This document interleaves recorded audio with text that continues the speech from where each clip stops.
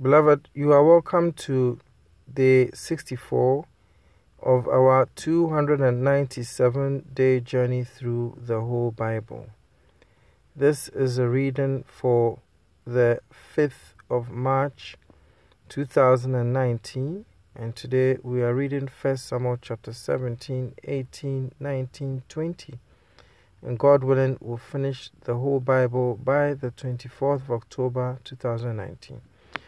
1 Samuel chapter 17. Now the Philistines gathered their forces for war and assembled at Soko in Judah. They pitched camp at Ephes Dammim between Soko and Azekah. Saul and the Israelites assembled and camped in the valley of Elah and drew up their battle line to meet the Philistines. The Philistines occupied one hill and the Israelites another, with a valley between them.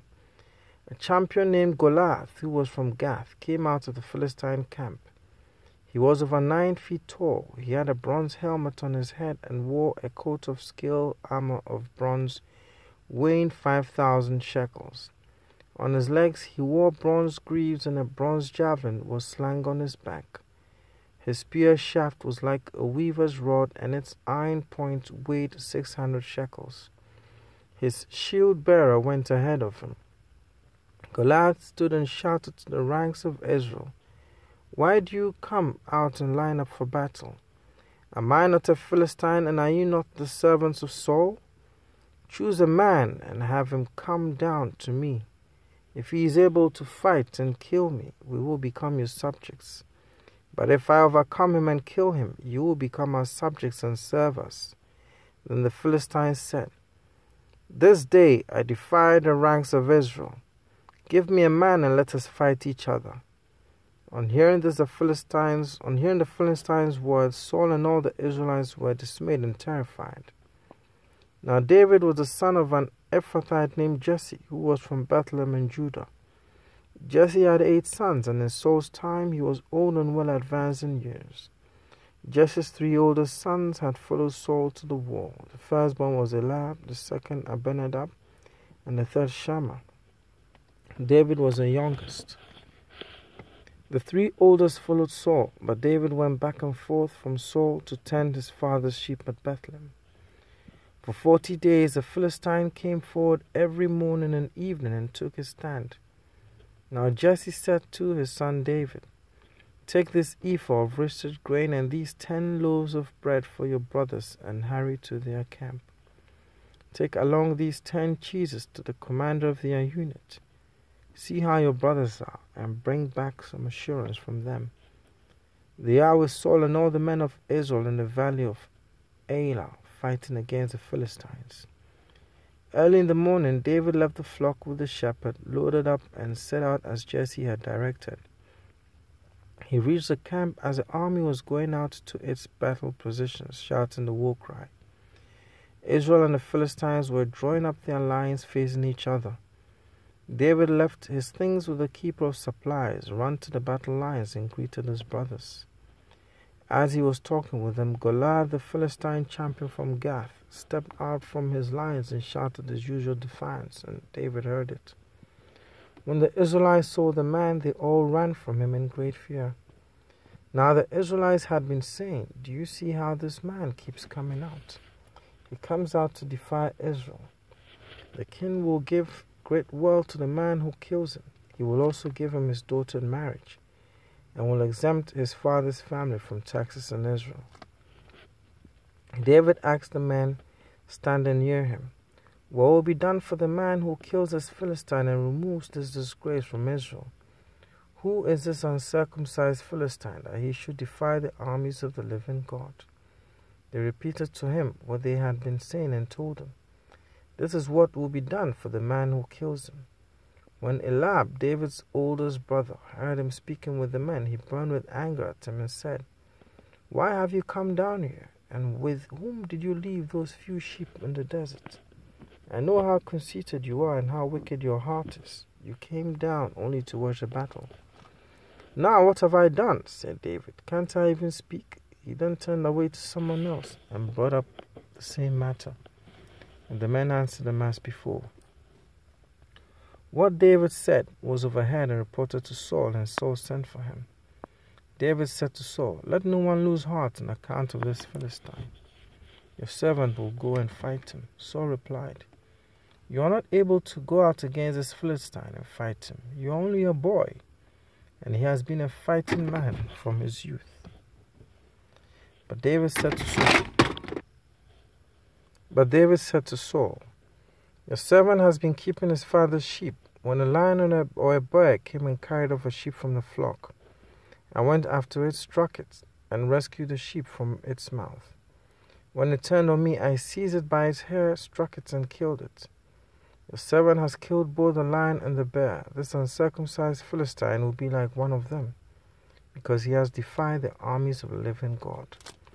The Lord who delivered me from the paw of the lion and the paw of the bear will deliver me from the hand of this Philistine." Saul said to David, "Go, and the Lord be with you." Then Saul dressed David in his own tunic. He put a coat of armor on him and a bronze helmet on his head. David fastened on his sword over the tunic and tried walking around because he was not used to them. "I cannot go in these," he said to Saul, "because I am not used to them." So he took them off. Then he took a staff in his hand, chose 5 smooth stones from the stream, put them in the pouch of his shepherd's bag, and with a sling in his hand approached the Philistine. Meanwhile the Philistine, with his shield bearer in front of him, kept coming closer to David. He looked David over and saw that he was only a boy, ruddy, handsome, and he despised him. He said to David, "Am I a dog that you come at me with sticks?" And the Philistine cursed David by his gods. "Come here," he said, "and I'll give your flesh to the birds of the air and the beasts of the field." David said to the Philistine, "You come against me with sword and spear and javelin, but I come against you in the name of the Lord Almighty, the God of the armies of Israel, whom you have defied. This day the Lord will hand you over to me, and I'll strike you down and cut off your head. Today I'll give the carcasses of the Philistine army to the birds of the air and the beasts of the earth, and the whole world will know that there is a God in Israel. All those gathered here will know that it is not by sword or spear that the Lord saves, for the battle is the Lord's, and will give all of you into our hands." As the Philistine moved closer to attack him, David ran quickly toward the battle line to meet him. Reaching into his bag and taking out a stone, he slung it and struck the Philistine on the forehead. The stone sank into his forehead, and he fell face down on the ground. So David triumphed over the Philistine with a sling and a stone. Without a sword in his hand, he struck down the Philistine and killed him. David ran and stood over him. He took hold of the Philistine's sword and drew it from the scabbard. After he killed him, he cut off his head with the sword.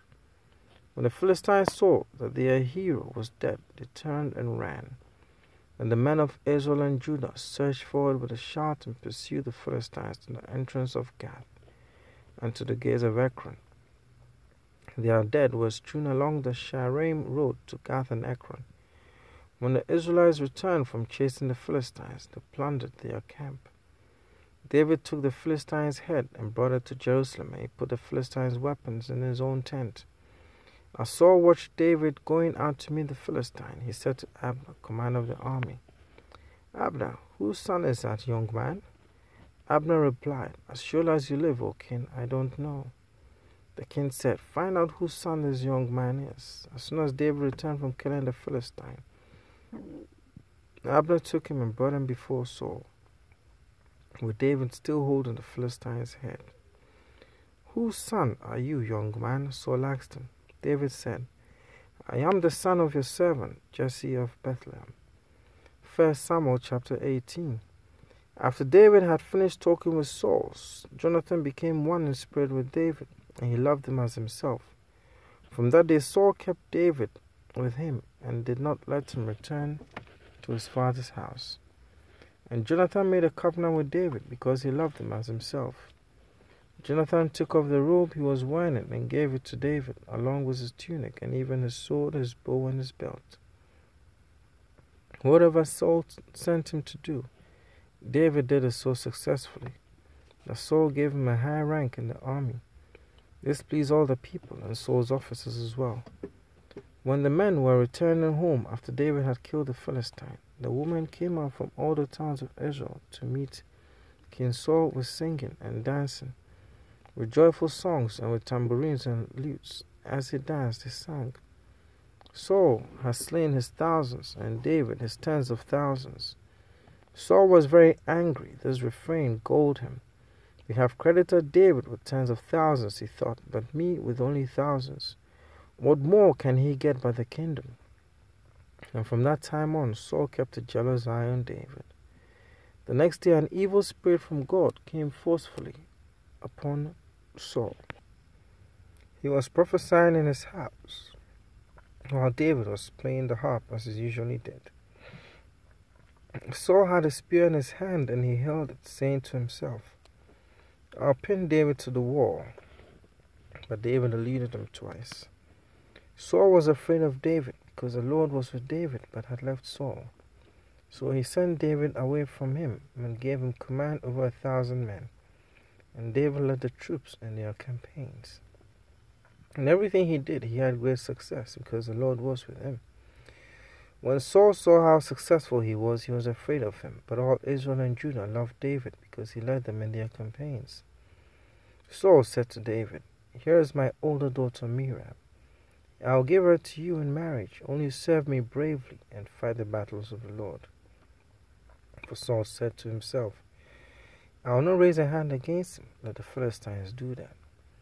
But David said to Saul, Who am I, and what is my family or my father's clan in Israel, that I should become the king's son-in-law?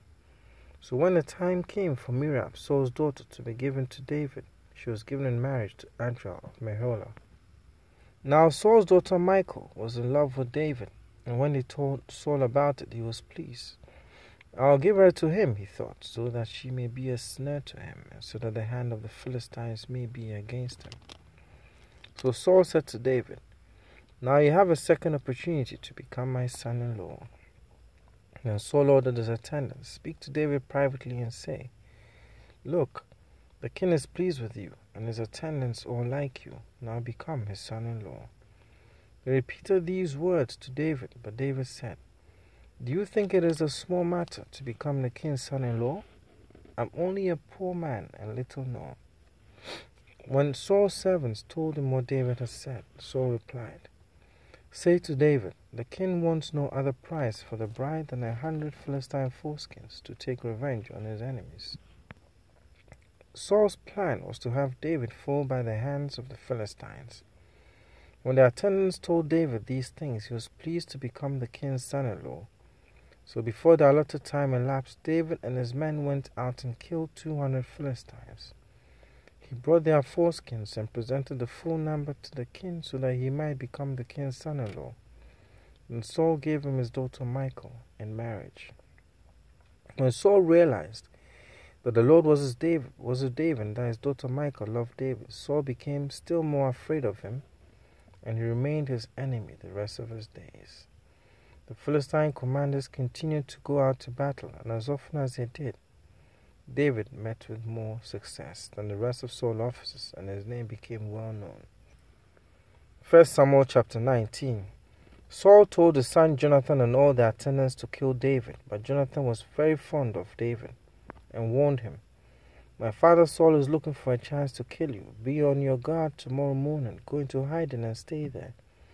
I will go out and stand with my father in the field where you are. I will speak to him about you, and will tell you what I find out. Jonathan spoke well of David to Saul his father, and said to him, Let not the king do wrong to his servant David. He has not wronged you, and what he has done has benefited you greatly. He took his life in his hands when he killed the Philistine. The Lord won a great victory for all Israel, and you saw it and were glad. Why then would you do wrong to an innocent man like David, killing him for no reason? Saul listened to Jonathan and took this oath, As surely as the Lord lives, David will not be put to death. So Jonathan called David and told him the whole conversation. He brought him to Saul, and David was to Saul as before. Once more war broke out, and David went out and fought the Philistines. He struck them with such force that they fled before him. But an evil spirit from the Lord came upon Saul as he was sitting in his house with a spear in his hand. While David was playing the harp, Saul tried to pin him to the wall with a spear, but David eluded him as Saul drove the spear into the wall. That night David made good his escape. Saul sent men to David's house to watch it and to kill him in the morning, but Michal, David's wife, warned him, "If you don't run for your life tonight, tomorrow you'll be killed." So Michal let David down through a window, and he fled and escaped. Then Michal took an idol and laid it on a bed, covering it with the garment and putting some goat's hair on their head. When Saul sent the men to capture David, Michal said, "He is ill." Then Saul sent the men back to see David and told them, "Bring him up to me in his bed so that I may kill him." But when the men entered, there was an idol in the bed, and at the head was some goat's hair.